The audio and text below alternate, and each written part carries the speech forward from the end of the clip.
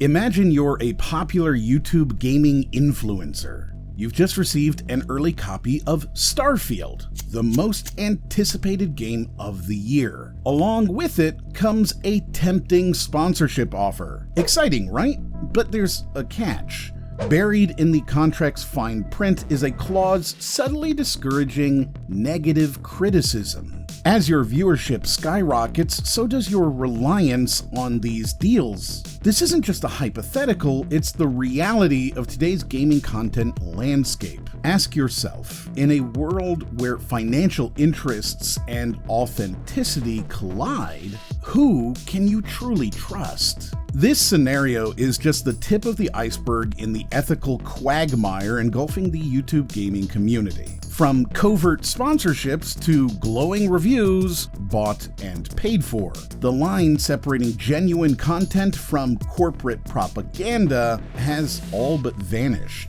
To grasp how we arrived at this treacherous juncture, we need to take a brief journey through time. Not long ago, the gaming world was simpler. Professional critics at respected publications adhered to editorial standards, while TV personalities on G4 or Tech TV added flair to the discourse. The average gamer's voice was relegated to user reviews sections, with an unspoken trust in official outlets. But then came the YouTube revolution. The democratization of criticism revealed cracks in the journalistic facade we'd long taken for granted. What emerged was a landscape where the once distinct roles of critic, reviewer, journalist, and influencer melded into an amorphous blob of competing interests and compromised integrity. Today, YouTube gaming isn't just entertainment, it's a kingmaker, shaping public opinion, consumer behavior, and industry trends with unprecedented power.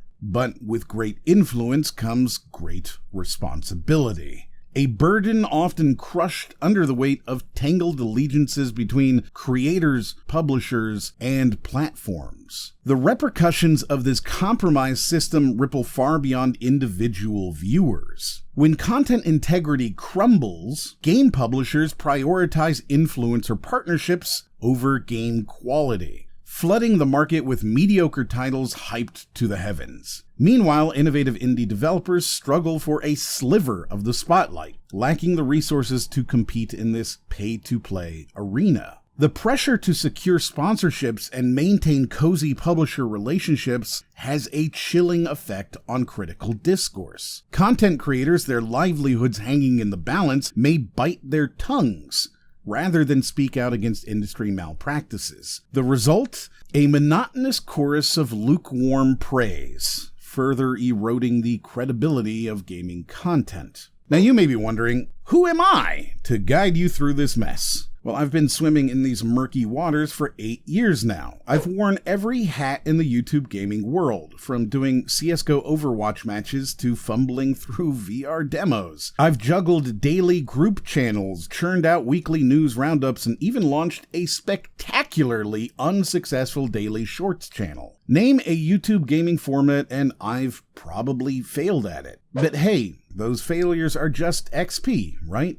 I've made more mistakes than I can count, and I've had a front row seat to the evolution, or should I say, devolution of this industry. So while I may not have all the answers, I've got a pretty good map of where the bodies are buried. In this video, we'll dissect the anatomy of this broken system. We'll explore the crucial distinctions between reviewers and critics, unravel the Gordian knot of YouTube monetization, expose the festering wound of influencer marketing, and examine the toxic power dynamics between creators, publishers, and platforms. A significant portion of this video will be explaining the systems of the algorithm and the financial incentives YouTubers have, and the burdens they are under to see success at any cost. Have you ever wondered why a YouTuber asks you to subscribe early in the video? Perhaps you've thought, but I haven't even seen the video yet. Why would I subscribe already? Why not ask at the end of the video? And why even remind me? If I like the content, I'll subscribe on my own. It's a simple fact that the more you ask people to subscribe, the more likely they are to do it. And the earlier you ask, the more people that are still watching the video. There is a loss in retention, certainly. Some people just find it offensive when you ask them to like and subscribe. But the facts are that many creators see 3 to 5 times as many subscribers by asking for it. This is why in this video I will ask you to subscribe a little later, but I'll also explain why you should. That way it's a little less offensive. I won't sugarcoat it, this won't be my most entertaining video. The subject matter doesn't lend itself to flashy visuals or witty one-liners, but I believe this information is too crucial to ignore, and I'm uniquely positioned to pull back the curtain on these industry secrets. I'm MRIXRT, and my YouTube channel is Really Cool, and I'm about to take you on a journey into the heart of the influencer effect. As we embark on this exploration, I want to hear from you. Have you witnessed the effects of this system firsthand? Have you felt misled by content you once trusted? Share your experiences and perspectives in the comments below. Your voice is crucial in this ongoing conversation about the future of gaming content.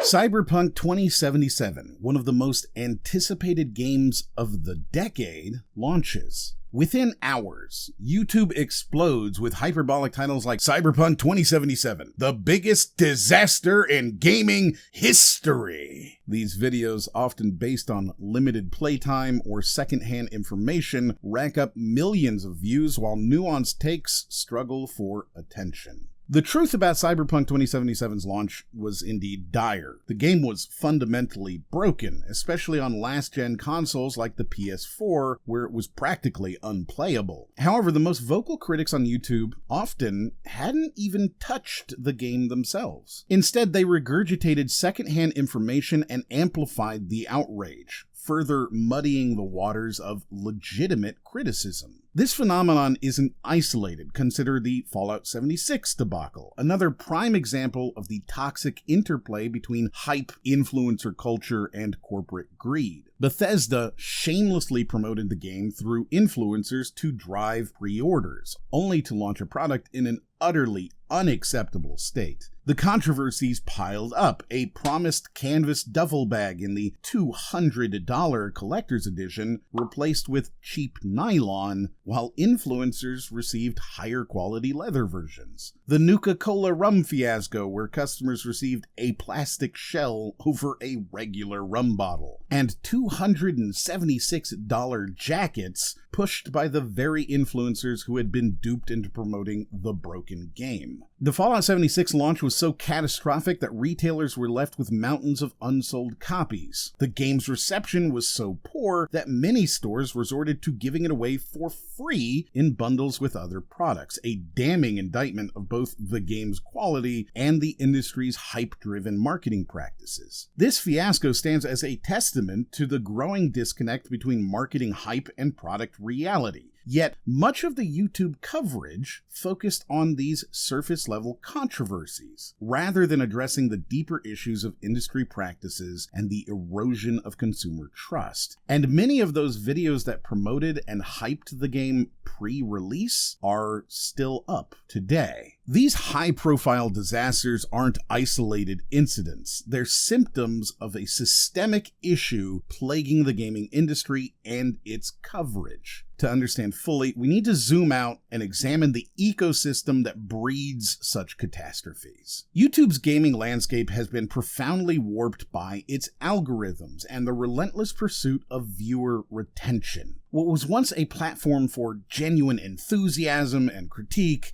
has morphed into a Skinner box of optimized outrage. This system doesn't just encourage bad behavior, it demands it, punishing nuance and rewarding the loudest, most controversial voices. My journey through YouTube's ever-shifting landscape has given me a unique vantage point. I've seen the platform's evolution from both sides of the camera and from behind the curtain of its inner workings. What I've witnessed is a transformation that should concern every gamer, creator, and consumer of online content. But my experience extends far beyond content creation. I've founded the world's largest community of YouTubers, a top 1% subreddit, and one of the largest Discord servers dedicated to YouTube. I've worked directly with YouTube, bound by several NDAs, even collaborating directly with Todd Beaupre, the lead in charge of discovery and surfacing at YouTube, aka The Algorithm. My consulting portfolio includes million subscriber channels, Fortune 500 companies seeking creator partnerships, and sponsorship aggregators distributing millions to creators annually. This comprehensive experience has earned me recognition as one of the world's leading experts on building a YouTube channel.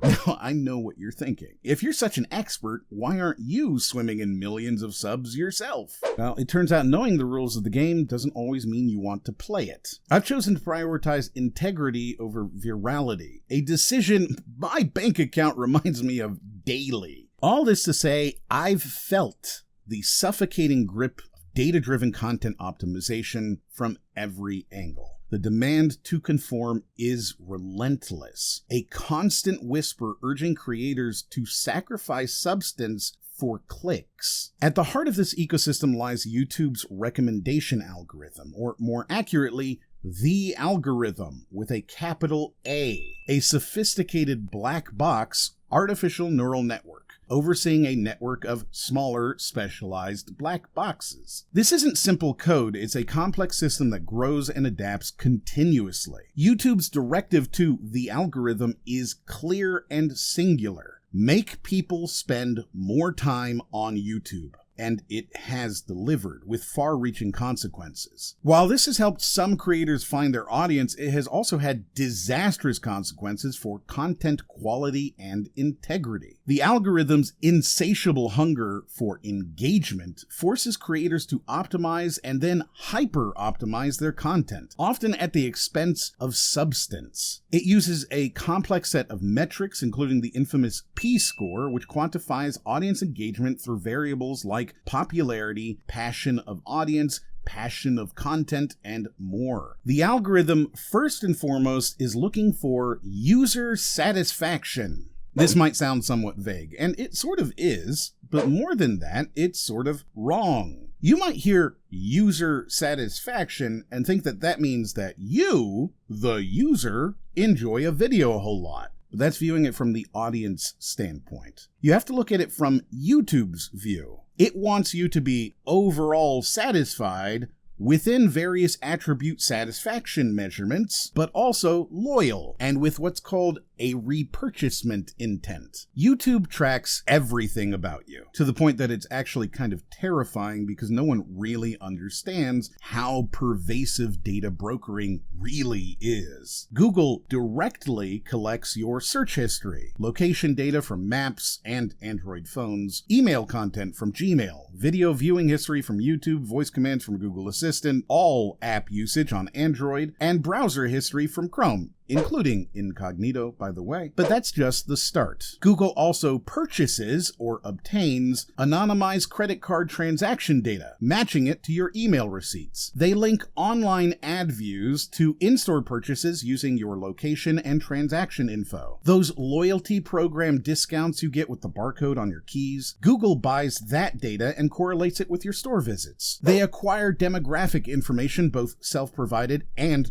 purchased, including voter registration records, birth certificates, criminal records, bankruptcy filings, motor vehicle records, census data, marriage and divorce records, and social media cookie data from platforms they don't own. The list goes on. Your name, phone number, date of birth, home address, email addresses, gender, social security number, level of education, income, assets, shopping habits, and even health history. The stark reality: Google knows more about you than anyone else in your entire life. It knows every single one of your secrets. Google uses this data as your personal video guide, but it's not simply promoting videos from YouTubers to viewers. Instead, it's showing you, specifically you, videos it believes will get the highest satisfaction score based on everything it knows about you. The algorithm selects a few hundred videos from the platform's vast library, focusing on content watched by people with similar viewing habits and demographics. It then ranks these for you based on your expected watch time and satisfaction score. The system considers numerous factors. Do you watch similar videos? How often do you watch this creator's content, and do you typically finish their videos? Did you search for this topic, or was it suggested? Your engagement is crucial. How long do you watch? Is it longer than your average viewing time? Longer than others watch similar length videos? Do you like or dislike, share via button or URL copy, comment and keep watching after commenting, or add to a playlist? But here's the big one. Those occasional surveys asking, help us improve YouTube, or is this a good video recommendation for you?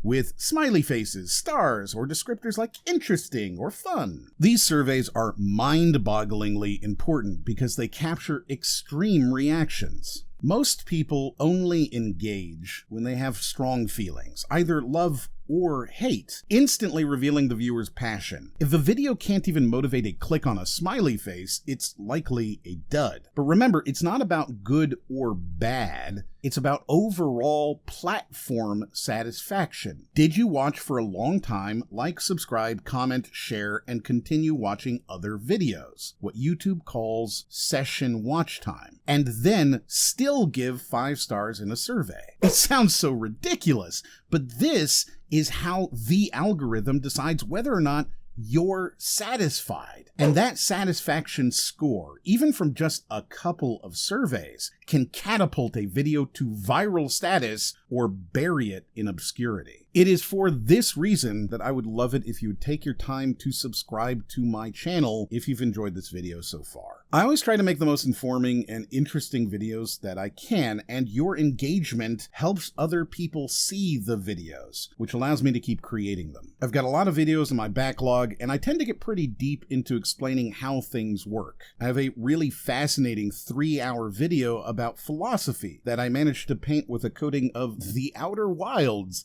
to convince people it's a video game review, for example. If you decide by the end of this video that I'm not worth it, you can take it back. But either way, thank you for continuing to watch. I use this analogy occasionally to explain how the YouTube algorithm works in a quick, intuitive way. Imagine YouTube as a massive mall filled with millions of stores, with new ones opening and closing every day. You're not left to navigate alone, you've got a personal shopping assistant. That's the algorithm. These assistants used to drive you to your favorite stores and show you products from that store that you said you'd liked. But over time, they figured out they could show you stuff that you actually liked more by bringing you products from stores you'd never visited. This is why YouTube doesn't show you content from channels you're subscribed to very much anymore. In this mall, every store, every video, is in fierce competition for your attention. This very video you're watching right now, it's up against giants like Markiplier and Jimmy Kimmel just one click away. Your assistant is always observing, noting what catches your eye. If you linger at a store, watch a video, they'll remember, love it enough to subscribe, they'll bring you back, and even recommend it to similar shoppers. This means videos have to stand out instantly. Thumbnails and titles are the flashy packaging that grabs your attention in seconds. Your assistant doesn't care where you shop, just that you stay in the mall. If one product doesn't hook you, they'll swiftly offer another. It's all about keeping you engaged, regardless of which store wins your time. So a YouTuber does what they can. Hey guys, like and subscribe. Hey guys, leave a comment. Hey guys, share this video. They push for engagement, which can manifest in several ways. First, quantity over quality. Creators churn out frequent uploads to maintain visibility, feeding the algorithm's appetite for fresh content. After you watch enough other videos, channels that you used to watch are no longer recommended. You haven't watched them recently. So channels that produce videos infrequently are penalized. Secondly, artificial padding. Videos are stretched to hit the 8-minute mark for better monetization, a direct response to the algorithm's preference for longer watch times. Third, controversy bias. Provocative titles and thumbnails are favored, incentivizing negativity and outrage. The algorithm has learned that controversy drives engagement, and it rewards content that sparks heated debates and strong reactions. This has led to a toxic trend where negative reviews and rants generate significantly more engagement than balanced or positive content. The result? A distorted perception of the gaming landscape where every release is either a masterpiece or an abomination. Nuance and thoughtful analysis are systematically pushed out of the discourse, sacrificed at the altar of click-through rates, session watch time, returning viewers, subscribes, likes, comments, and other engagement metrics. Welcome to the attention economy, where thoughtful analysis is the poorest currency. The Cyberpunk 2077 and Fallout 76 sagas perfectly illustrate this phenomenon. While both games had serious issues at launch, the torrent of negative content drowned out any attempt at balanced discussion. Even as the developers improved Cyberpunk 2077, the initial narrative proved nearly impossible to shake. Today, praising Cyberpunk 2077 means battling an entrenched negative perception, while discussions about Fallout 76 remain mired in launch controversies rather than addressing either its evolution or the broader implications for the industry. This tendency towards extreme reactions is amplified by other social media platforms. Twitter and Reddit's structures favor pithy, provocative statements over nuanced arguments. A tweet calling a game trash is more likely to go viral than a thoughtful analysis thread. This creates a vicious feedback loop, with creators tailoring their YouTube content to match these extreme viewpoints. The never-ending dance to please the digital overlords leads to rushed judgments and misinformation. Critics often jump to conclusions based on trailers or rumors without fully engaging with the game. Once these initial impressions spread, they're nearly impossible to correct. You probably have a strong opinion about Black Myth Wukong, Hogwarts Legacy, Forspoken, or Suicide Squad Kill the Justice League, and yet you've probably never played any of them. Take No Man's Sky, for example. Hyped to the stratosphere pre-release, it faced severe backlash when it didn't meet inflated expectations. The No Man's Sky is a failure narrative persisted long after substantial free updates dramatically improved the game. This polarization extends beyond individual games to broader gaming culture discussions. Debates about microtransactions, transparency, or diversity often devolve into bitter arguments between entrenched camps. In this new landscape, nuance isn't just dead. It's been buried under a mountain of clickbait. The echo chamber effect of social media and YouTube's algorithm compounds these issues. Users engaging with negative content are fed more of the same, reinforcing and amplifying their initial impressions. This leads to distinct opinion bubbles, further polarizing the discourse. This is before we even discuss the lack of proper sourcing and fact-checking in YouTube content. This isn't about plagiarism in the H-bomber sense. It's about the spread of rumors and misconceptions that become nearly impossible to correct once they gain traction. Unlike traditional journalism, where claims are vetted before publication, YouTube content often relies on personal opinions or second-hand information. As games receive substantial post-launch updates, especially with games as a service, the entire landscape of a title can change. Rome Total War, Final Fantasy XIV, Fallout New Vegas, Diablo 3, Prey 2017, The Binding of Isaac, Warframe, all originally panned by critics, but today considered great games by many. But reviewers have zero incentive to update their opinions. opinions. Why? Because no one's going to watch it. My calm, reasoned second review of a game from 6 months ago that I didn't like then but now is pretty okay isn't going to get any views. Metacritic won't update their score. At best, you'll be labeled a flip-flopper. At worst, you're putting out a video that hurts your revenue and channel authority rather than put out new and relevant content, all to correct a mistake that your audience either doesn't care about or will use as ammunition against you, because nuance is dead.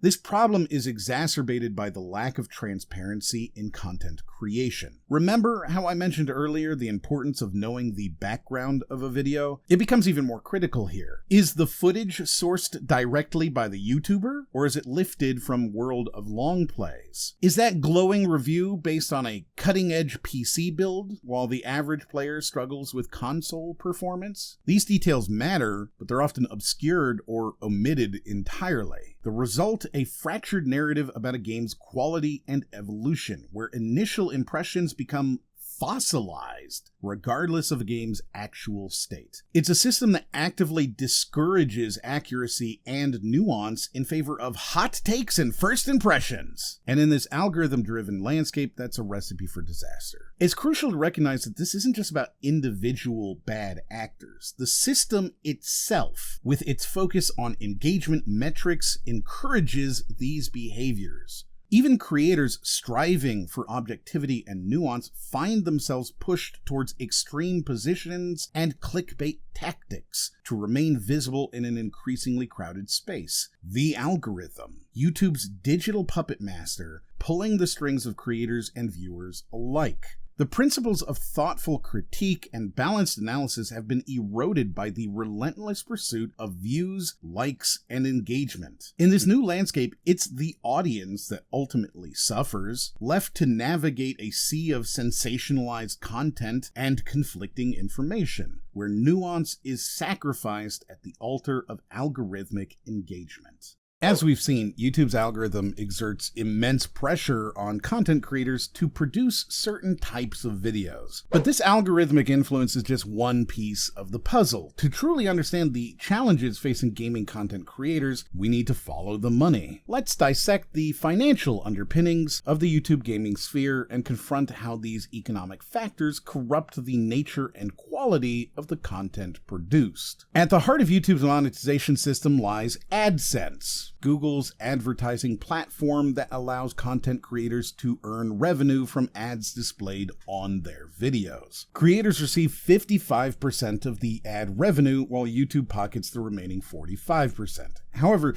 this seemingly straightforward system is a Pandora's box of complications and pitfalls. Content creators have limited control over the ads that appear on their videos. While they can mark specific segments as safe for ad placement, they can't guarantee when or how many ads will be shown, nor can they choose which specific advertisements appear. YouTube determines the actual number of ads displayed through a system called ad tolerance, which balances ad frequency with user experience. Creators could theoretically place 200 ad slots on a video, but YouTube's algorithm decides how many to actually show based on factors like video length, viewer engagement, and overall ad inventory. This is why TV viewers universally see more ads than mobile viewers. This lack of control can lead to situations where the ads shown are at odds with the content or values of the creator, potentially damaging their relationship with the audience. Imagine a heartfelt video about overcoming gambling addiction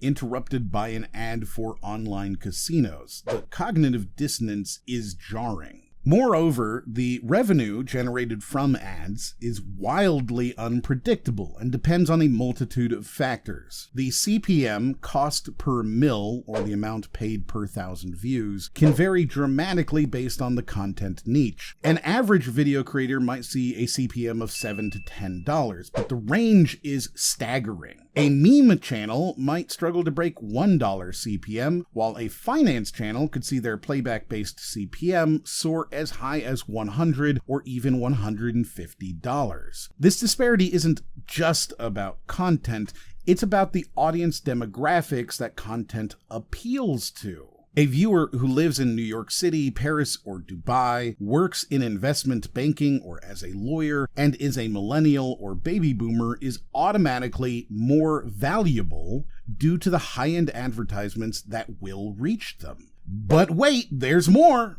YouTube's monetization maze extends far beyond simple ad revenue. YouTube offers a smorgasbord of additional monetization methods, each with its own set of problems that further twist the content creation process. Super Chat and Super Stickers incentivize creators to ignore non-paying viewers, prioritizing those who pay to have their messages highlighted during live streams. Super Thanks encourages creators to reserve commenting on regular viewers' comments in the hopes of eliciting paid comments. YouTube takes a 30% cut of these payments, pushing creators to focus even more on monetizing their audience's engagement. Channel memberships, YouTube's attempt to compete with Patreon, also takes an exorbitant 30% cut compared to Patreon's 5 to 12%. This forces creators into a lose-lose situation. Accept YouTube's higher fees or risk losing viewers by directing them to Patreon or Ko-fi, an action that the algorithm penalizes because the viewer left the website. The result is a system that discourages creators from seeking fairer compensation outside the platform. Ever noticed how many gaming channels suddenly started pushing merch? There's a reason for that. YouTube nudges creators towards preferred partners like Spreadshirt, which offer paltry returns, a mere $2 to $3 for a $30 t-shirt. To make any significant income from merch, creators must aggressively market products to their audience, further blurring the line between content and commerce. Every video risks becoming an infomercial, sacrificing substance for sales pitches. Or perhaps that YouTuber could put a little ad in the bottom of the video through the YouTube Shopping affiliate program, linking you to something that is probably sold by a third-party Walmart seller in return for anywhere from 1% to 50% revenue share. Perhaps most insidious is the YouTube Premium Revenue Share system. It bundles all premium subscription money into a pool, takes a cut of at least 45%, then distributes the remaining 55% amongst creators based on watch time. This system doesn't reward quality or impact, but simply length.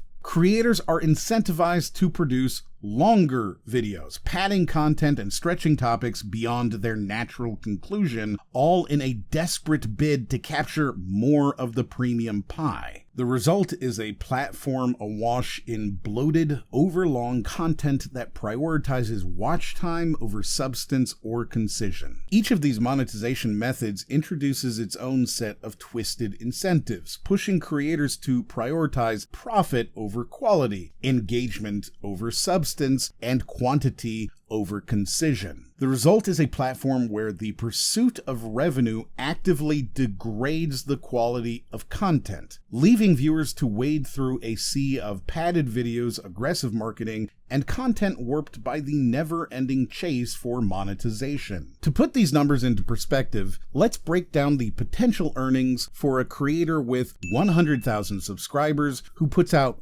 one video every 2 weeks, with each video garnering a reasonably successful 100,000 views. From AdSense alone, factoring in the mix of regular and premium views, along with various ad types like skippable ads, bumper ads, non-skippable ads, and display ads, all of which, by the way, the creator has no control over, each video might earn around $708. Channel memberships could add in another $175 per video, assuming a 0.1 conversion rate of those 100,000 subscribers, meaning 100 members, and then splitting the monthly $350 between 2 videos. Off-platform support through Patreon with 150 paying patrons might bring in $330 per video, again splitting the monthly $660. Merchandise sales could contribute a mere $18.75 per video. A sponsorship deal, based on these view numbers, could net $1,500 per video, now more than half of the total potential earnings of $2,731.75 per video.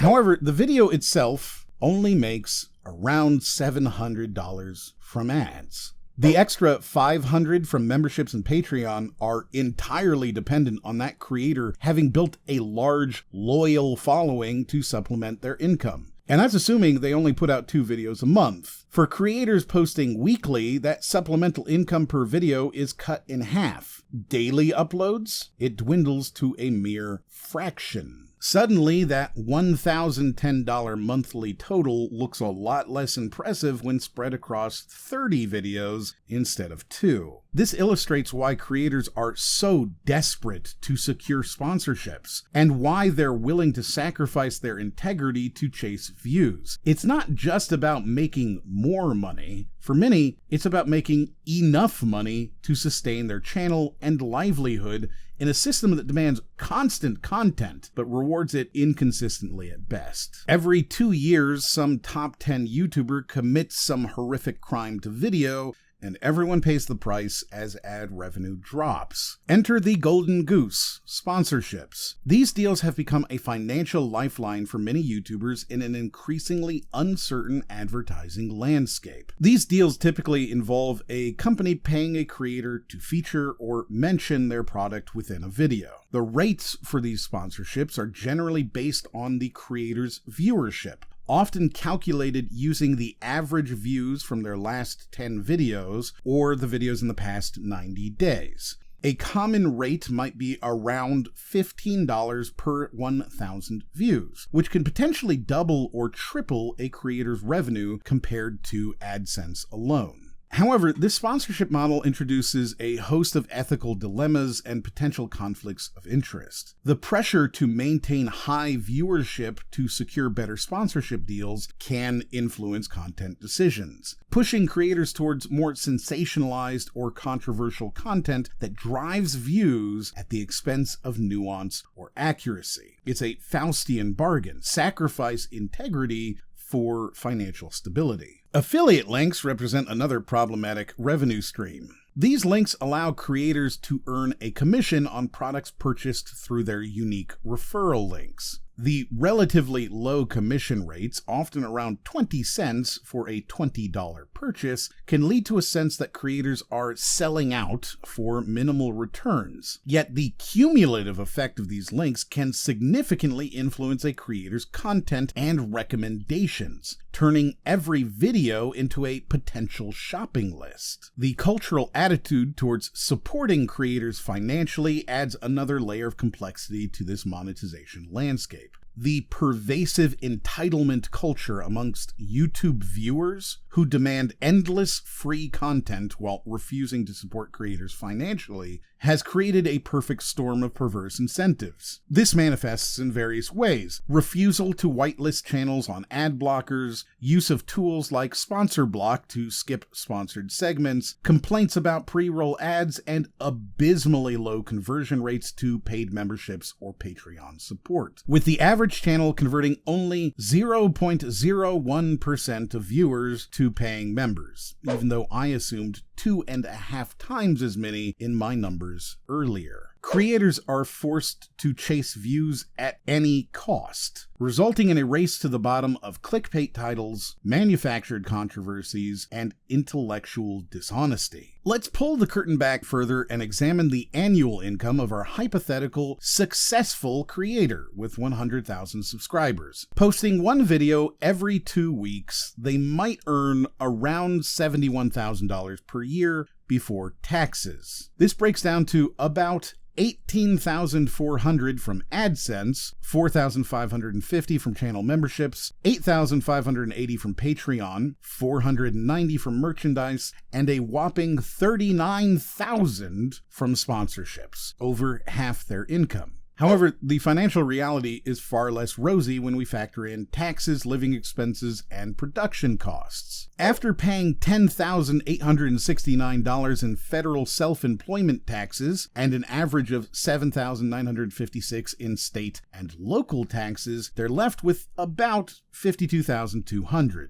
From this, they need to cover the 5 most common expenditures for people living in the US. Housing, taking up 34.9% of their net income, transportation at 16%, food, utilities, and healthcare. These basic living expenses can add up to around $43,500. But here's a crucial point many viewers might not consider. You might have heard that and said, oh, $52,000 is plenty of money. But YouTube is a small business, and without even considering legal costs or accounting or any other standard small business costs, most YouTubers also pay for thumbnails and editing. In fact, it's often the first investment creators make to improve their content, as professional editing can significantly boost view counts. For instance, the video you're watching right now cost no less than $300 for editing and thumbnail creation.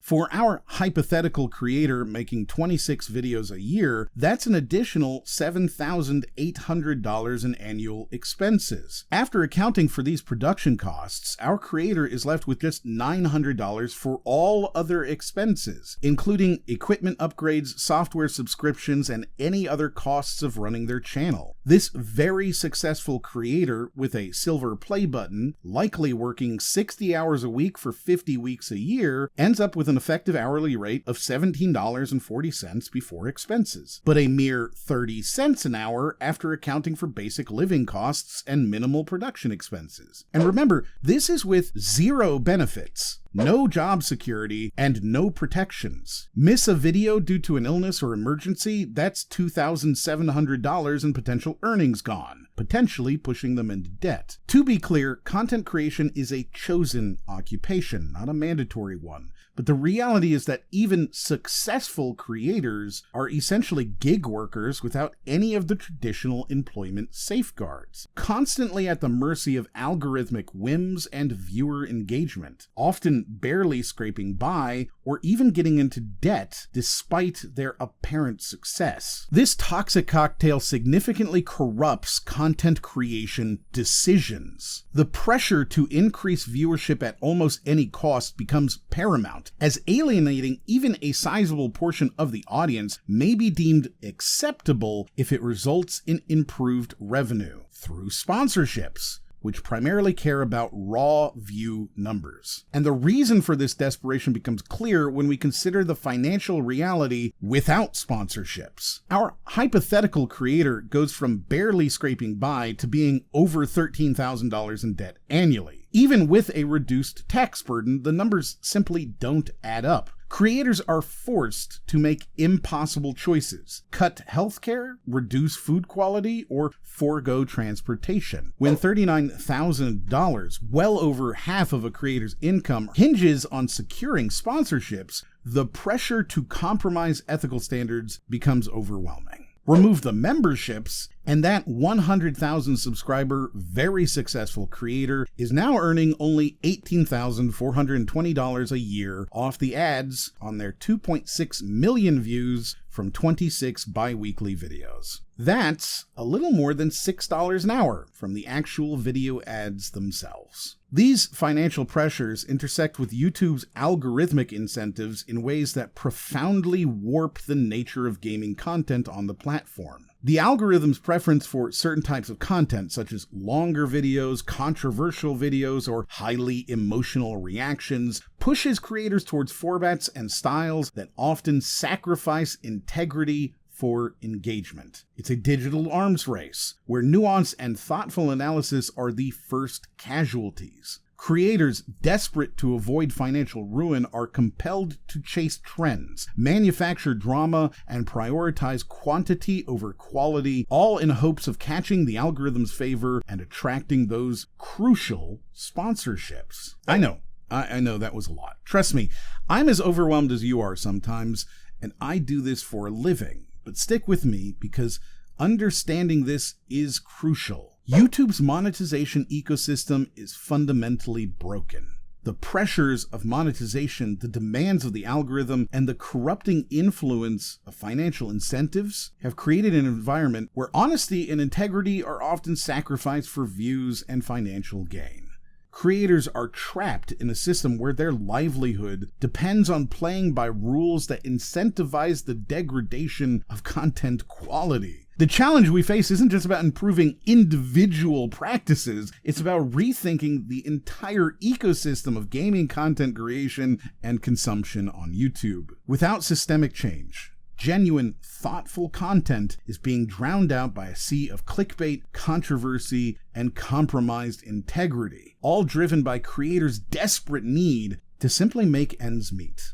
In 2016, Philip Mewson, a rising star in gaming journalism, landed a coveted position at IGN. By 2018, his career imploded spectacularly when it was discovered he had been systematically plagiarizing content. This scandal isn't just about one man's ethical failure, it's a symptom of an industry so hungry for content, so pressured by deadlines, that such breaches become almost inevitable. Mewson's plagiarism scandal is just one crack in the foundation. To understand the full extent of the damage, we need to trace how gaming journalism evolved from a respected profession to its current compromised state. Titans like OneUp.com fell silent, unable to compete in a landscape where video content reigned supreme. By 2024, even Game Informer, once a pillar of the industry, shuttered its doors. The old guard, those veteran journalists who once held the keys to gaming's kingdom, found themselves exiled to the digital wilderness of Patreon and Substack, desperately trying to forge direct connections with their dwindling audiences. In the beginning, there were the magazines.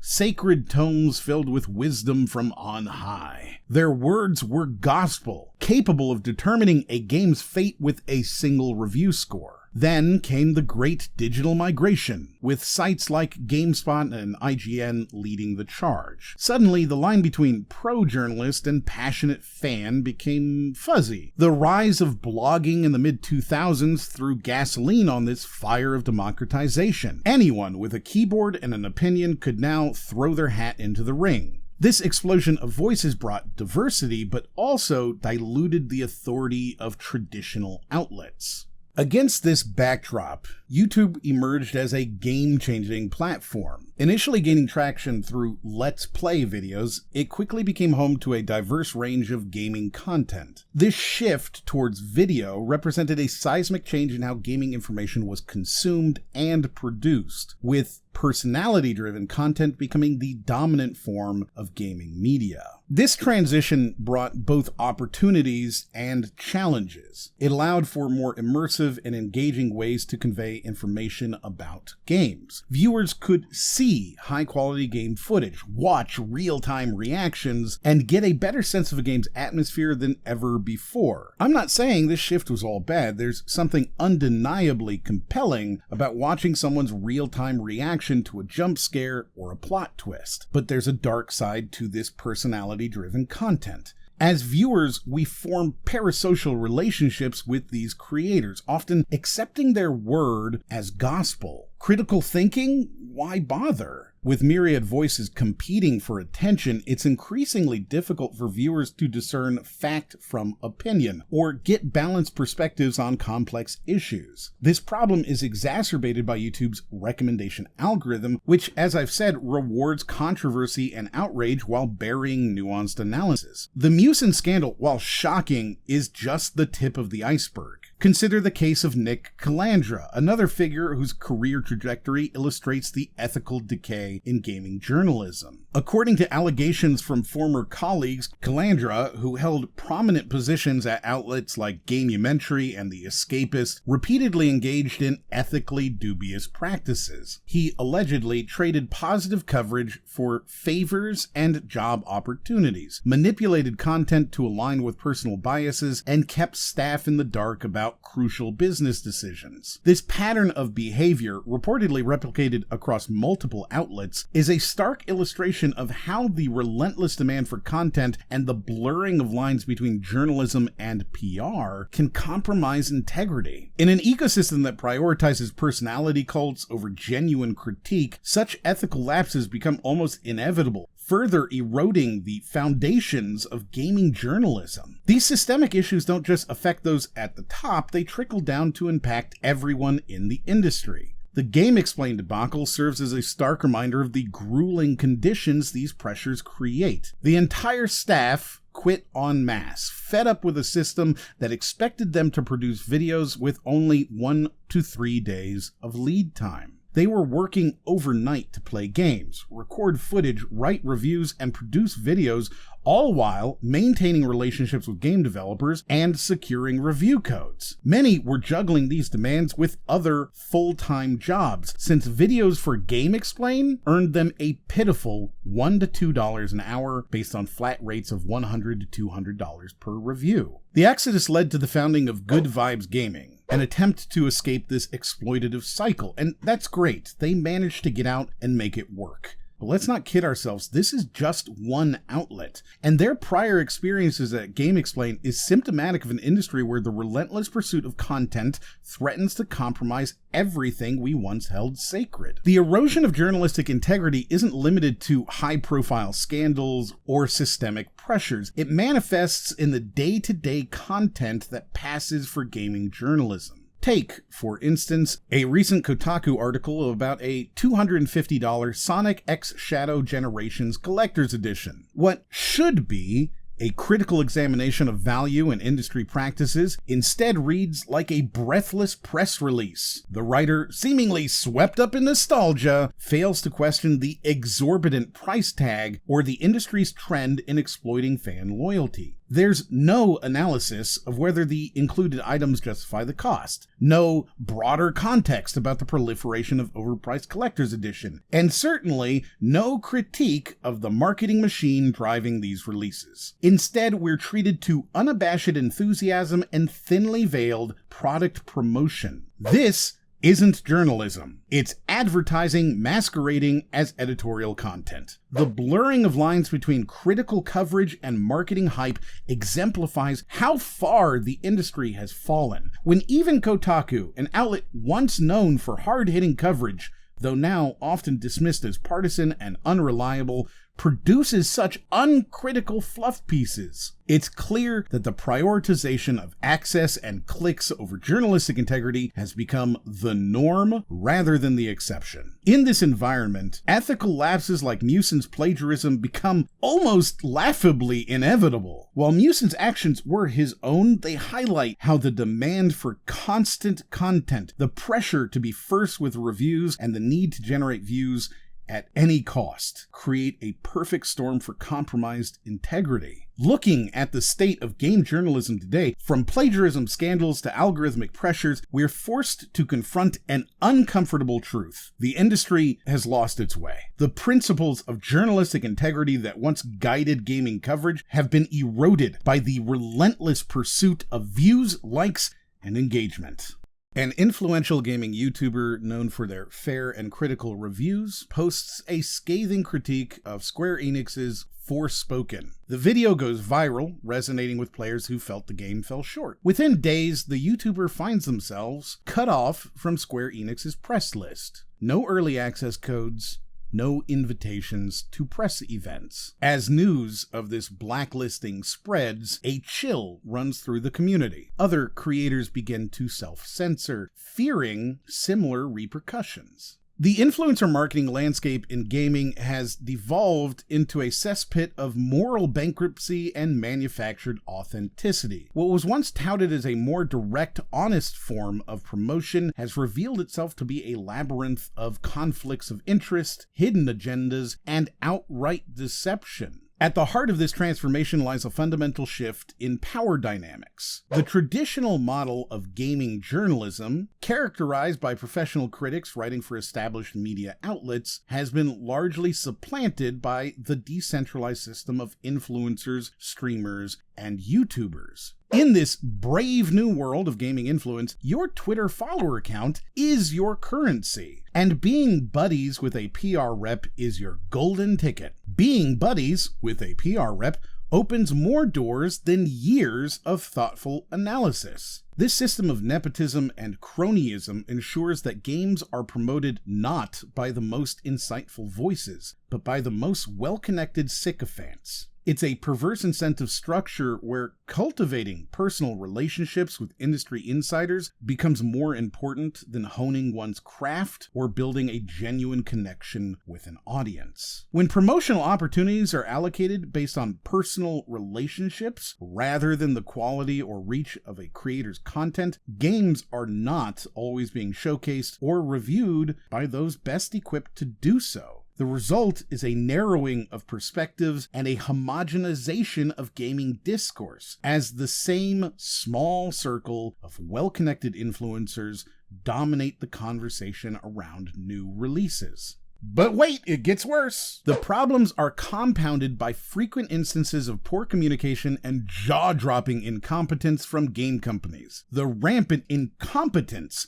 in gaming PR would be comical if its consequences weren't so dire. From doxing influencers through unsecured forums to prioritizing cat streamers over established critics, the industry's approach to promotion is a masterclass in misplaced priorities. Consider the case of Marvel's Spider-Man 2, where review codes were distributed to channels with as few as 2,500 subscribers a week before release, while established creators with over 100,000 subscribers received the game mere hours before launch. This forced larger creators into a frantic rush to play, record, edit, and publish content before being buried by the algorithm, potentially losing significant revenue in the process. It's a system that rewards speed over substance, virality over veracity. You don't have the time to really stress test a game and check out the intricacies of the endgame if you're 2 days behind on releasing a video before everyone can just buy the game anyways. The landscape of gaming influence has shifted dramatically, with traditional critics often sidelined in favor of more unconventional content creators. This trend is exemplified by cases like the cat short creators Eevee and Yoshi securing major sponsorships from Samsung, or the Twitter account Can You Pet the Dog receiving review codes over established critics. This pivot towards novelty and virality in influencer selection reflects a broader industry shift that prioritizes immediate engagement and social media buzz over depth of analysis or industry expertise. The unprofessionalism and ineffectiveness plaguing some corners of gaming PR deserve to be called out specifically. Take, for instance, Sega's influencer lead Carlos Lopez. Despite his role requiring timely communication with content creators, Lopez reportedly takes weeks to respond to emails, even those from colleagues, while remaining active on social media, seemingly more focused on personal career advancement than his professional responsibilities. This level of unresponsiveness can be crippling for content creators working on tight deadlines and relying on timely access to games for their livelihood. Even more egregious are the incidents where Sega inadvertently doxed influencers by using unsecured Google forms that expose personal information for their Like a Dragon, Persona 3 Reload, and Unicorn Overlord promotions. What's particularly alarming is that Sega has never publicly acknowledged or disclosed this breach. They simply closed the Google forms without informing the affected creators, leaving many unaware that their personal data has been compromised. This means that countless YouTubers and content creators who participated in these promotions may still be oblivious to the fact that their sensitive information was accessible to anyone on the internet for an extended period. Such grave lapses in basic data security and transparency not only put creators at immediate risk, but continue to pose potential dangers long after the fact. It's a stark reminder of the vulnerabilities content creators face in an industry that seemingly treats them as disposable assets, prioritizing damage control over honest communication and creator safety. Right now, if you are a YouTuber watching this who worked on any of these projects, your information very literally might be this very moment on someone's hard drive, and Sega didn't even tell you. Sega may not even know themselves because it was outsourced through a third-party PR firm, the nth such firm they've used in recent years. The company's questionable decision-making in influencer selection is further exemplified by their choice to send review codes for Sonic Superstars to a self-proclaimed Hawaii's #1 podcast with merely 80 views, while overlooking major Sonic content creators like FTCR, Some Call Me Johnny, or The Golden Bolt. This not only represents a misallocation of resources, but also a failure to engage with the established Sonic community effectively. It's worth noting that, in this case, these were paid sponsorship reviews, indicating that Sega was actively paying for this poorly targeted content while also holding creative oversight of the criticism, or lack thereof, within the paid sponsorship videos.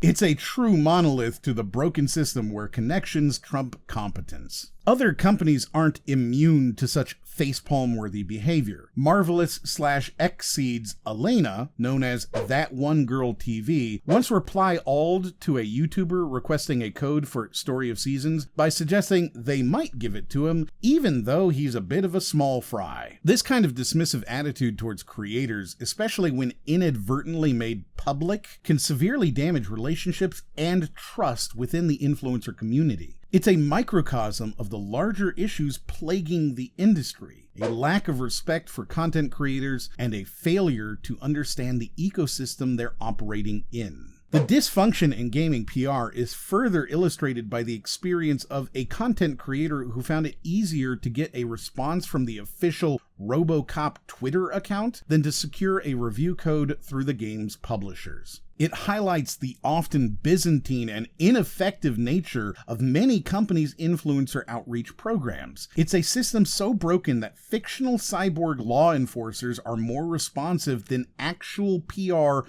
professionals. The hiring of inexperienced or ineffective influencer relations personnel who struggle to communicate effectively with creators seems pervasive. This may be partly due to the relatively new and rapidly evolving nature of the field, with many companies still grappling on how to effectively manage influencer relationships. But it's also a reflection of an industry that often undervalues the importance of these relationships, treating them as an afterthought rather than a core component of their marketing strategy. The problem is exacerbated by the shift in priorities towards live streaming platforms like Twitch. Many companies now prioritize streamers over traditional reviewers, seeing value in the immediate engagement and spectacle of live gameplay. This is no accident. Companies bank on higher sales from players experiencing the meticulously polished opening hours rather than a thorough video dissecting issues that might only surface after dozens of hours, perhaps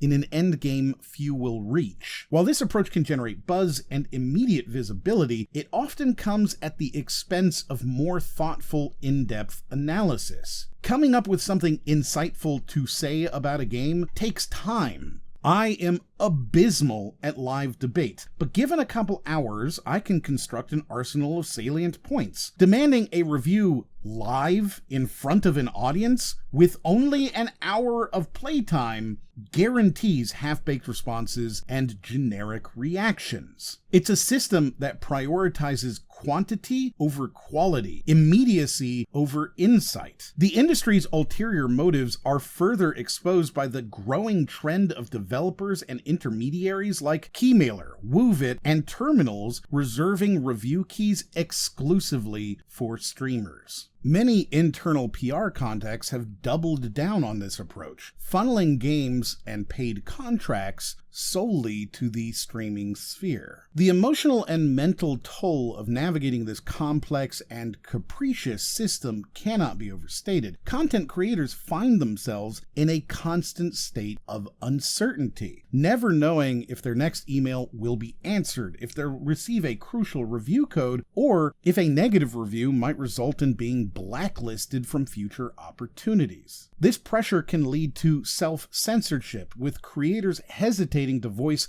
honest criticisms for fear of jeopardizing their relationships with game companies. It's a form of soft coercion that undermines the integrity of gaming coverage and does a disservice to the audience who rely on these creators for honest, unbiased opinions. Adding to this stress is the lack of a support network for gaming content creators. Unlike traditional journalists or even actors and musicians, gaming influencers have no unions, no consumer advocacy groups, and no benefits. They operate in a space that is poorly understood by the general public, leading to a lack of empathy or support when they voice concerns about their working conditions. It's a precarious existence, with creators often one algorithm change or blacklisting away from losing their livelihoods. And in a world where putting YouTuber on your resume looks like you didn't work for a few years, instead of being understood as running a small business with half a dozen roles. A quick aside,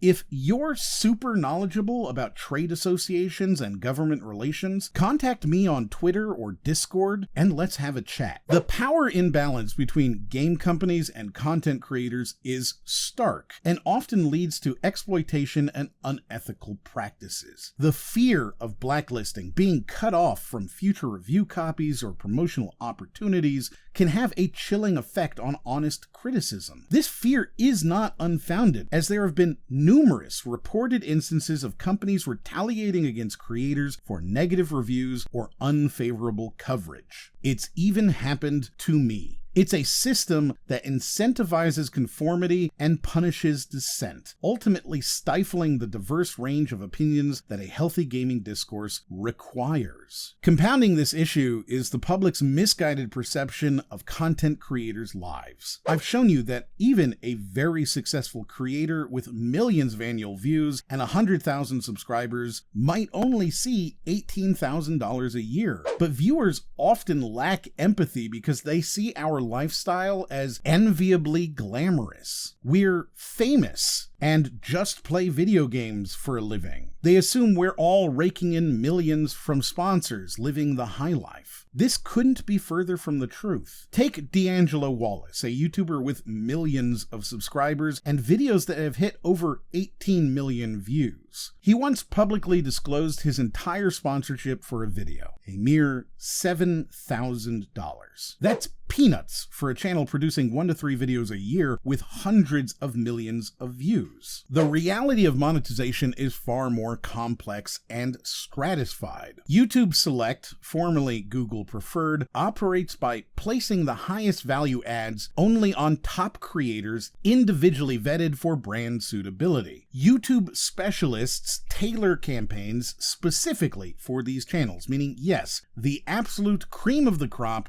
those completely safe from brands, are getting more from ads. But the average creator? They're left out in the cold. We are not all rich just because some of us are. The gulf between top earners and the rest is vast, and the struggle to make ends meet is real for many in this industry. The complete lack of standardized practices in influencer marketing has created a wild west of ethical violations and exploitation. Without clear guidelines or oversight, companies are free to manipulate, coerce, and blacklist creators at will, further corrupting an already compromised system. It's a landscape ripe for abuse where the rules are made up and the points don't matter, unless you're a content creator trying to make a living. This is exemplified by the recent controversy surrounding the game Black Myth Wukong. A leaked document sent to content creators, later confirmed to be legitimate, outlined a list of forbidden topics for coverage. These included not only expected restrictions like avoiding offensive language, but also bizarrely specific prohibitions, such as feminist propaganda, discussions of COVID-19, or any content related to China's game industry and policies. Such heavy-handed attempts to control the narrative go beyond mere guidelines and venture into the realm of censorship. By dictating not only the tone, but also the specific topics creators can discuss, game companies are effectively transforming independent voices into carefully controlled mouthpieces. This incident serves as a stark reminder of the lengths to which some companies will go to manipulate public perception,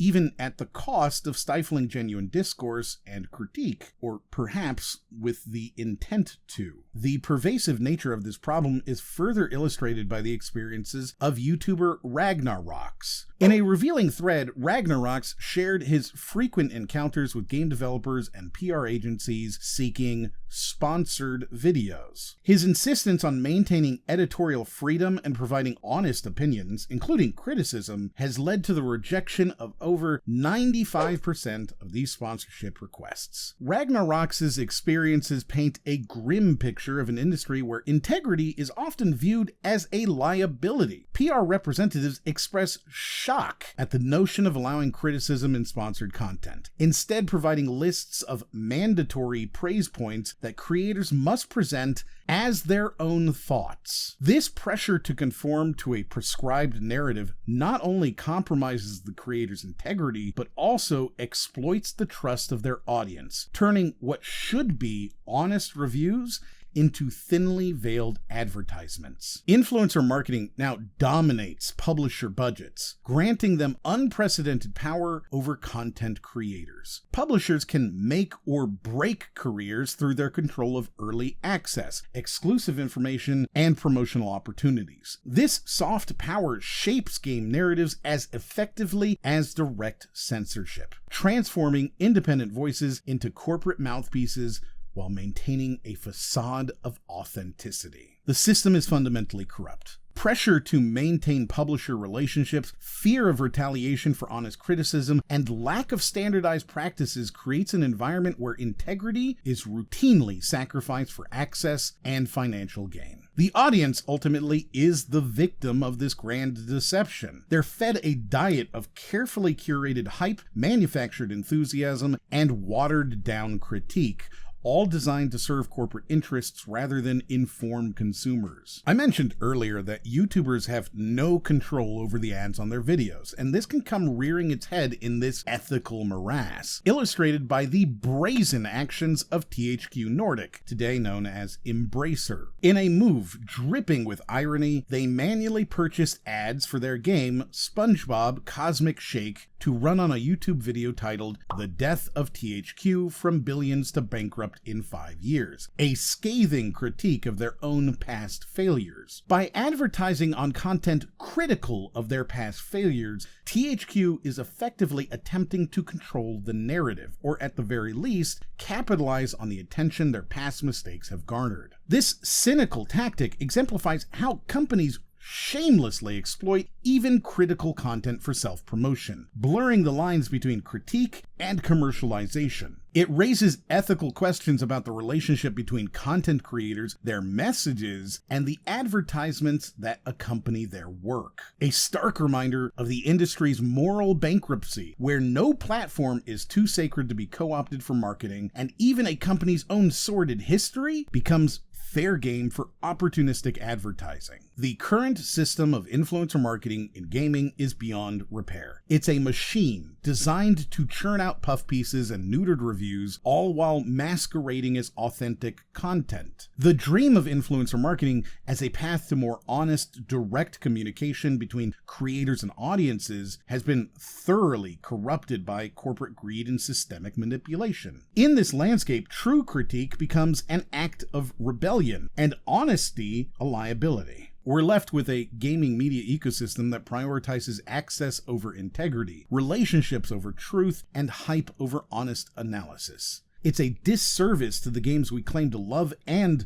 the audiences we pretend to serve. This is the true face of gaming influence in 2024, a grotesque carnival of ethical compromises where authenticity is just another marketing tactic, and critique is silenced by the ever-present threat of blacklisting. It's a system that doesn't need reform, it needs to be torn down and rebuilt from the ground up. But as long as it continues to line the pockets of publishers and the chosen few at the top of the influencer heap, don't expect any meaningful change anytime soon.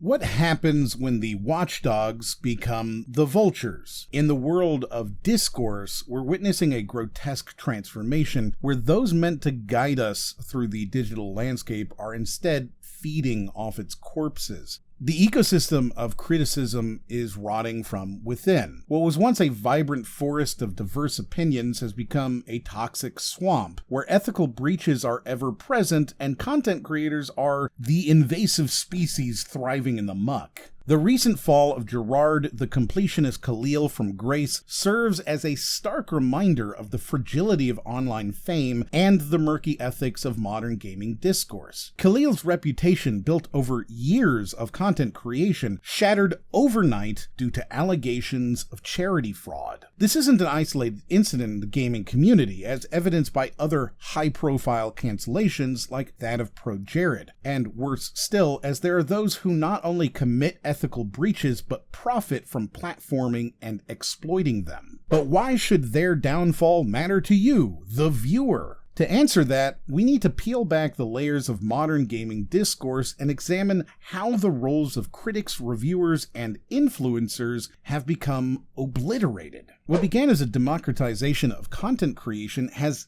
devolved into a cesspool of conflicting interests, a hellscape of grifters, shills, and algorithm-chasing charlatans masquerading as legitimate voices. Let's be clear, I'm part of this problem. I have ads on this very video because I need to pay for things. Without that financial incentive, would the quality of this video even matter to me? Or would the integrity of the content become negotiable? The fall of personalities like Khalil forces us to confront a crucial question. What exactly was their role in the community? Were they critics, reviewers, influencers, or something else entirely? Remember when gaming journalism at least pretended to be about celebrating creativity and critiquing art? Those days seem as distant and quaint as arcade cabinets. Historically, critics provided in-depth analysis of video games, examining storytelling, design, cultural impact, and social commentary. Reviewers focused on gameplay, graphics, and entertainment value to guide consumer decisions. But where do figures like Khalil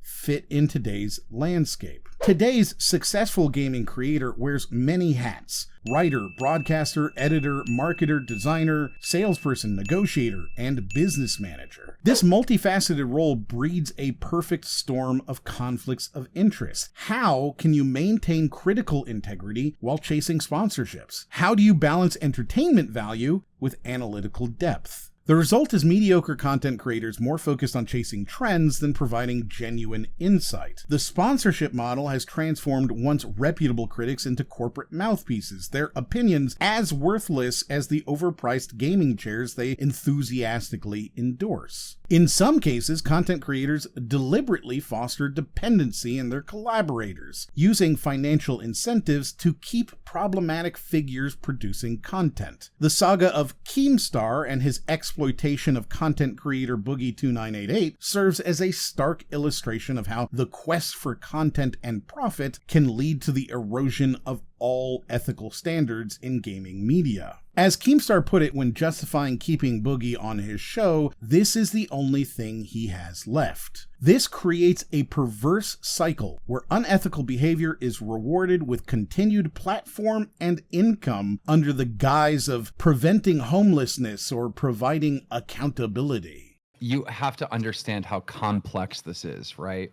Like, the entire reason why he's on the show is because of this. Like, because he is that. He's a liar. He's a manipulator. He's a f***ing lolcow, right? So it's really, really, like, hard to make a decision. When I fired him, I really intended to fire him. I really sent him some money as, like, a severance package, right? We called it the shares, but, you know, there's not really shares, right? I had no intentions of bringing him back, but it made no sense. Like, that was the whole point of why he was on the show. Plus, I got a shit ton. No one talks about this, but I got so much backlash when I fired him. It was like, Keem, that's bullshit. That was the whole purpose. He was supposed to be on the phone. I had creators reaching out to me, other commentators reaching out to me, being like, dude, Boogie shouldn't be kicked off the show. And then, of course, I bring him back on after doing the punishments, and it's the same thing. Creators call me, hey, you really shouldn't have him on there. So it's like, it's such a, there's no win for me. There's no right decision for me. Boogie2988 admitted to lying about having cancer to solicit donations from his viewers. Instead of condemning this behavior, Keemstar saw an opportunity, continuing to platform Boogie on his show and turning this ethical catastrophe into a source of ongoing content and revenue. Keemstar's justification lays bare the cynical calculus at play. No, he's on the show because he's literally a lolcow. He's a retard, and he's super entertaining. He is. Not when he's trying to be entertaining, but him in general is just entertaining. I'm afraid if I kick him off the show and he becomes homeless, there'll be a lot of small YouTubers that are also homeless because they won't have material. I don't think you understand how good Boogie is for the online economy. This statement transforms a serious breach of trust into perverse entertainment, prioritizing views and engagement over moral integrity. Keemstar attempts to frame his continued association with Boogie as a form of accountability, but his approach reveals a deeply flawed understanding of the concept. Well, there's serious accountability. It's not like we're not over here running a campaign that Boogie's a great guy. He gets a percentage of the show and what the show makes, and without that carrot in front of his head, we don't get to really punish him, do we? Or he just walks away with no accountability. It's a tough call. I really wish before you criticize, you just try to put yourself in my shoes and try to understand that this is the retard show. And it was a shock. It was a surprise, but also it's not. Like, Boogie's a liar. That's why he's on the show.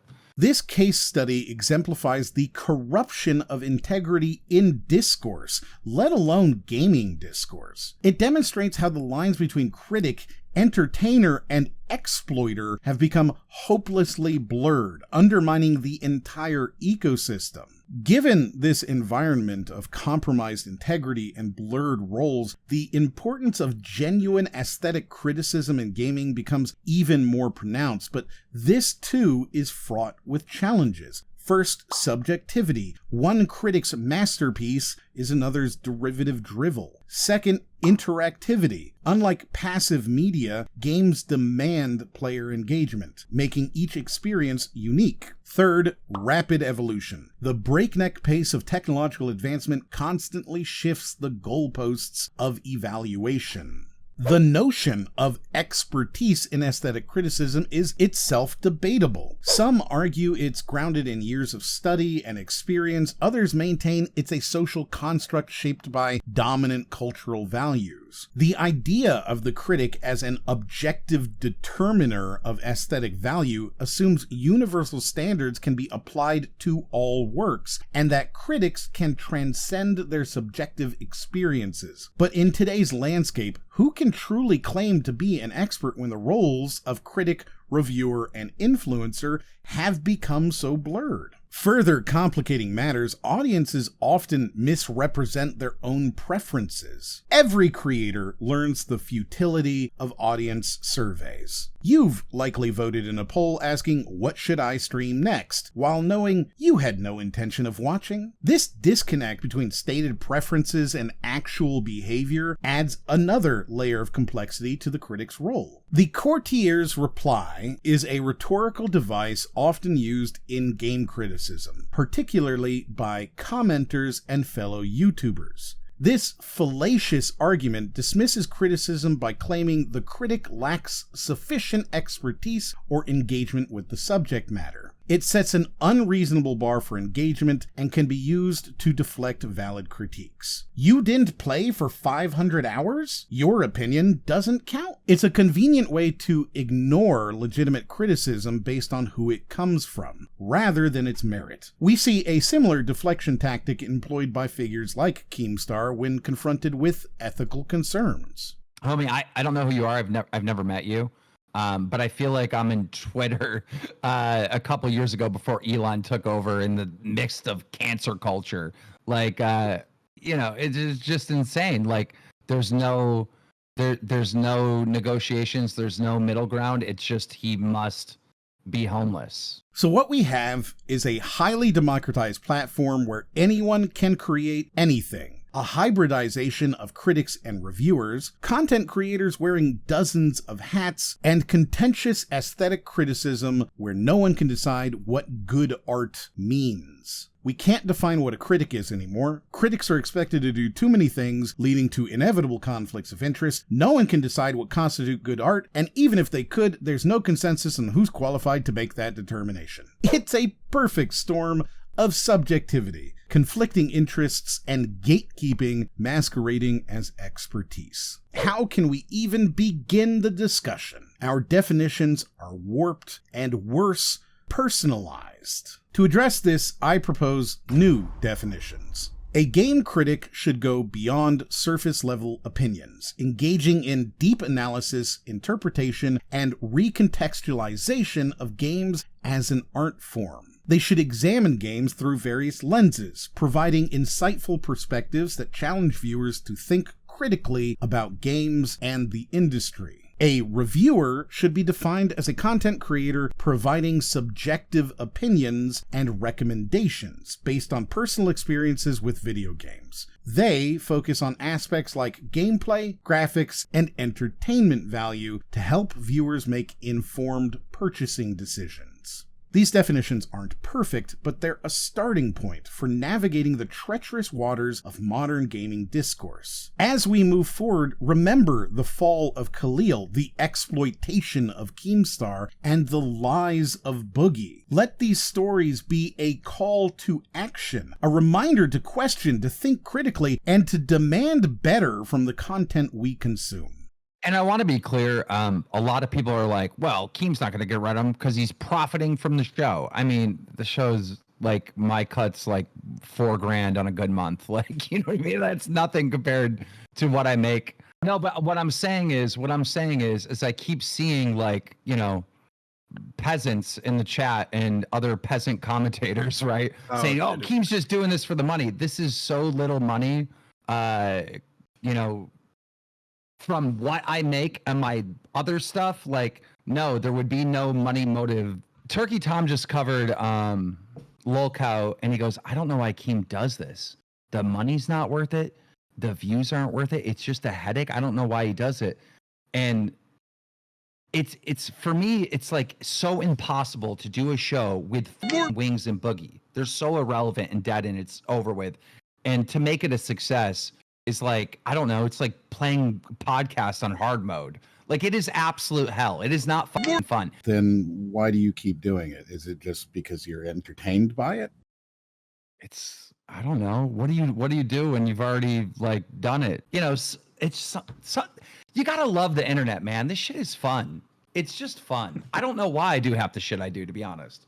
If this doesn't make your blood boil, you might be as dead inside as the ethics of these content creators. The time for passive consumption is over. We must become active, discerning participants in this media landscape. Unsubscribe from channels that platform ethical violations. Call out exploitation in comment sections and on social media. Support critics and content creators who maintain their integrity through Patreon or other direct means. Only by hitting these ethical black holes where it hurts, in their view counts and wallets, can we hope to rebuild discourse worthy of the art form we love. YouTube's power to alter the narrative of gaming's past is both profound and alarming. Consider Earthbound, a 1995 SNES RPG initially panned by critics and consumers, selling a mere 140,000 units in North America. For years, it was a commercial flop. Then came YouTube. A decade of creators waxing poetic about this hidden gem spun a narrative of Earthbound as the greatest game ever made, despite most viewers and even the YouTubers themselves never having played it. This manufactured nostalgia culminated in 2013 when Nintendo re-released the game on Wii U's Virtual Console, where it became a bestseller. This isn't an underdog's triumph. It's a testament to YouTube's ability to craft realities divorced from facts. This phenomenon cuts both ways. The Legend of Zelda 2: The Adventure of Link exemplifies how well-received games can be retroactively painted as failures. Released in 1987 for the NES, Zelda 2 diverged significantly from its predecessor. Initially met with mixed reactions, it sold well, but was often considered the black sheep of the series. Yet certain YouTubers have rewritten its legacy through a lens of harsh, retrospective criticism, magnifying specific flaws while overlooking the elements that captivated millions. This selective criticism creates a skewed historical narrative, where a genuinely successful game is now often remembered as a franchise-derailing misstep. The Sonic the Hedgehog franchise faces an equally complicated situation. However, because nuance is dead in the age of YouTube, I can't even delve into the intricacies without risking further distortion of its legacy. The Texas sharpshooter fallacy runs rampant in this ecosystem.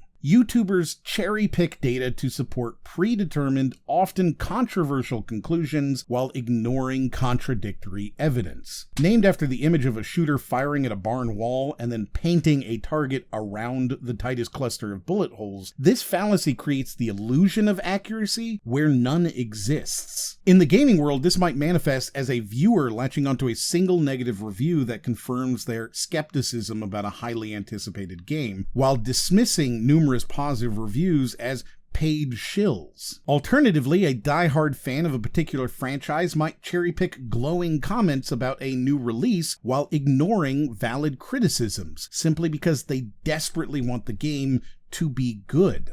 Have you ever found yourself questioning a game you once loved after watching a scathing critique? Take Ratchet & Clank on the PS4 as a prime example. This movie tie-in remake sold an impressive 7 to 8 million copies and was widely praised by both critics and players, introducing millions to the series. The general consensus ranged from love to very good with smaller, valid critiques relating to the movie's subpar writing and cut content. Yet the power of a single viral video can upend this success story. When the Gaming Brits critical video on the game gained traction, it sparked a shift in perception. Suddenly, the entire Ratchet & Clank series was retroactively tainted, with the video's criticisms being applied broadly and out of context. I have heard fans parrot points from this video in person to explain why the game is bad without ever having played it. Conversely, consider Titanfall 2. A critically acclaimed shooter that underperformed commercially at launch. Certain YouTubers weaponize its initial sales figure to paint it as a failure of a game, conveniently overlooking its unfortunate release window sandwiched between Battlefield 1 and Call of Duty Infinite Warfare. They might fixate on its day one player count while ignoring its long-term player retention and the passionate community it fostered. This selective focus turns a nuanced story of a great game with unfortunate timing into a simplistic tale of failure. These cherry-picked narratives don't just misrepresent individual games, they distort our understanding of the industry as a whole. They create false metrics for success, overlook the complex realities of game development and marketing, and can unfairly tarnish or elevate reputations based on incomplete information. In the echo chamber of YouTube, these skewed perspectives can quickly calcify into accepted facts, further warping the historical record. How many times have you seen a news article that says a game lost 90% of its player base? And how many of those games were ultra-viral mega hits that broke sales records, and 10% of their player base still makes them an ultra-successful game? The ripple effects of such misinformation extend far and wide, distorting public perception and influencing future game development. The outcry against yellow paint in level design, for example, has led developers of games such as Star Wars Outlaws to selectively abandon useful visual cues, struggling to balance immersion with user-friendly navigation, all based on a YouTube-amplified critique that ignores the practical benefits of such design choices. And I say this as someone who doesn't like yellow paint. As YouTube cements its position as the dominant source of gaming information, these narratives risk becoming the de facto historical record. This is particularly alarming for older or niche games with limited written documentation. While YouTube plays a vital role in preserving certain aspects of gaming history, its nature as a platform prioritizing engagement over accuracy makes it a problematic archive. Videos can vanish, channels can shut down, and no standardized system exists for organizing or cataloging gaming content. The use of loaded language and sensationalism to attract attention further exacerbates these issues. Inflammatory titles and thumbnails lure viewers, even if the content is more nuanced. This practice spreads misconceptions, amplifies minor controversies into major issues, and contributes to an increasingly toxic gaming culture. Ultimately,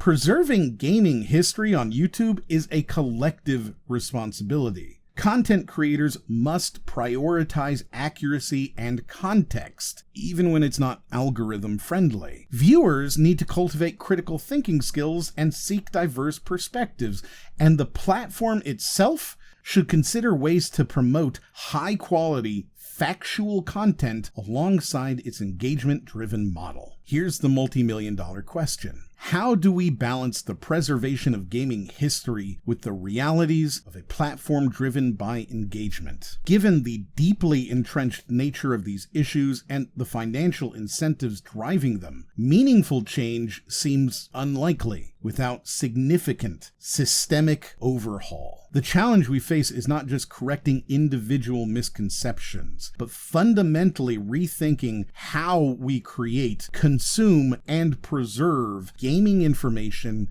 in the digital age. A mid-sized YouTuber is covering the Activision Blizzard workplace harassment scandal. They're sitting on damning information from inside sources, but their finger hovers over the publish button. The consequences of hitting upload cascade through their mind like a toxic avalanche. It's not just about losing access to future Activision Blizzard releases, though that alone could cripple their channel. No, other developers and partners might now view the channel as too dramatic or too serious, cutting off even more potential content streams. The repercussions ripple outwards. Fans who tune in for light-hearted Call of Duty content might bail, unwilling to engage with heavy topics. In our polarized climate, taking a stance against sexual harassment might be equated with being too woke, alienating another segment of the audience. The almighty algorithm, ever fickle, might deem the video advertiser unfriendly for broaching controversial subjects, throttling its reach and decimating potential revenue. The pain doesn't stop there. Sponsors averse to any whiff of controversy might refuse to be associated with the video.